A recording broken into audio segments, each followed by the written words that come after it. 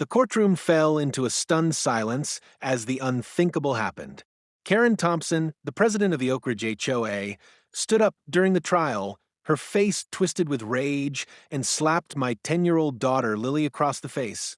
My child, who lives with cerebral palsy and had been bravely testifying about how Karen had harassed her daily for her wheelchair ramp, crumpled in shock and pain. Gasps echoed around the room. The judge pounded her gavel, calling for order, but it was already too late. Cameras from the local news, covering our landmark case against the HOA for disability discrimination, caught every second. Karen's mask had slipped, and the world saw the venom that had been hidden behind manicured smiles and HOA newsletters. I froze. I was her mother, her protector, and yet in that moment I couldn't move. My legs gave out beneath me. My heart broke seeing my sweet, gentle Lily sobbing in fear. That's when the courtroom doors burst open. She walked in, heels clicking sharply, sunglasses reflecting the overhead lights, her badge glinting on her blazer. My own mother, a retired CIA operative whose identity had been classified for years.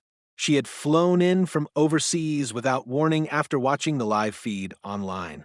"Get your hands off my granddaughter," she said in a voice so cold, it cut through the chaos like a blade. Karen tried to speak, but my mother stepped forward, calmly placing her hand on Karen's shoulder. "You have just assaulted a disabled minor. In a federal courtroom. On camera." She turned to the judge. "I'm invoking federal protective custody. Effective immediately." Security rushed in. Karen's face twisted into disbelief as she was handcuffed and dragged out, screaming about property values and rules. But no one was listening anymore. The judge adjourned court and approached Lily personally, apologizing for the injustice. My mother knelt beside her, brushing a strand of hair from her cheek. "You are the bravest person I've ever known," she whispered. Outside, protesters erupted in cheers as news of Karen's arrest spread. The case made national headlines and set a legal precedent for disabled rights against abusive HOAs.